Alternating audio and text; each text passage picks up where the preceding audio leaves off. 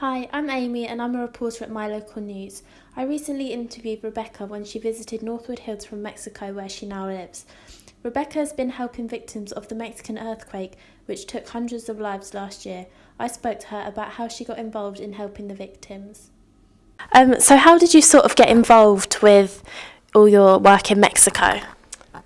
Well, my husband is Mexican, and though we met and started a family here in England, and we lived in Northwood Hills and attended here Fairfield Church for many years, the plan was always to return back to Mexico. And so we went back about 3.5 years ago and have been finding our feet, especially me and my children, getting into the realities of living in the Mexican culture.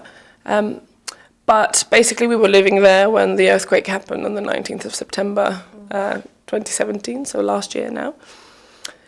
And just until about 8 weeks before the earthquake had happened, we had been living for about 10 months in a town called Jojutla, which is in Morelos, in the state of Morelos, central Mexico, which is basically the state that was worst hit by the earthquake of the 19th of September.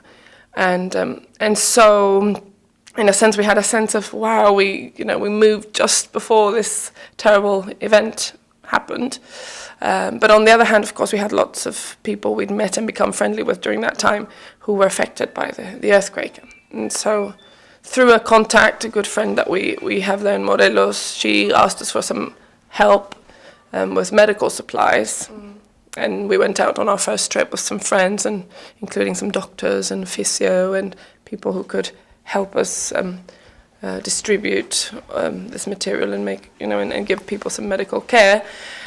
But then we found that in the hospitals, because we were trying to finish distributing all the material we'd purchased before we went on the first trip, we found that in the hospitals there were a lot of people who had multiple fractures and injuries resulting from the earthquake, who really needed medical attention and needed operations to repair the fractures. And they just didn't have enough money because they had to actually pay for their operations.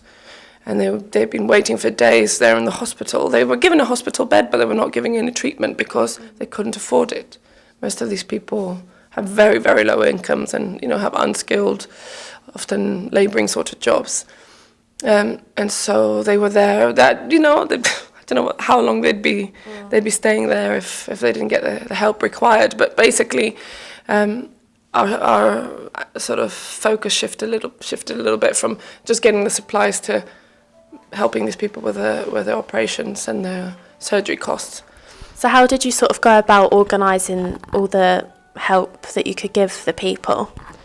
Well, I mean, initially it was the first time we went out. It was let's send a message to our closest friends and family and see if they would support us so we can get some of these medical supplies. So that's how we got our funding. And then we have a doctor, a good friend who's a doctor, who has a good friend who works for a pharmaceutical company, so he could get us the supplies at a discount, basically factory. Well, I don't know if you call it factory, but very, very low price, and so we got quite a lot of the stuff we needed for the amount of money we had. And then when we got into covering the operations, it was literally just getting the money from our friends and contacts, which then we went a little bit wider and we asked our friends to recommend us to their friends and so on, just making the web a little bit bigger. And so the money that came in was literally just go into our personal account, which we're trying to sort out now, setting up a little charity.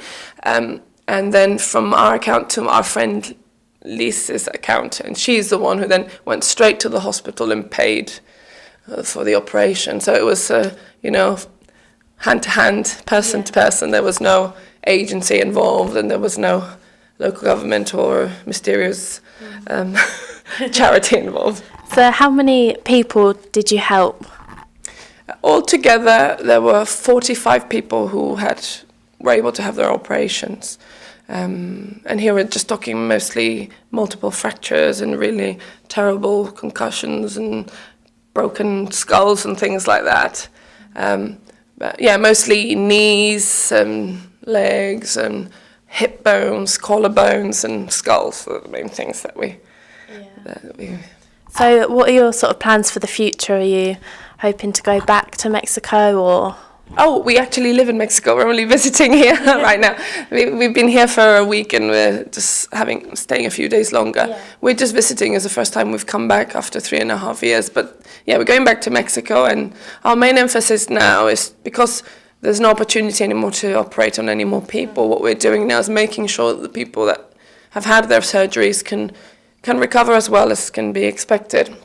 So a lot of them have been left without a home.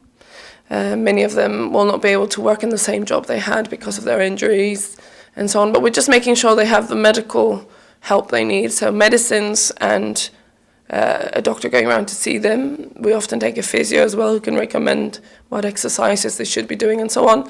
And some of the poorest of the poor families we've encountered, we're basically trying to give them a little monthly stipend until they're recovered. Yeah.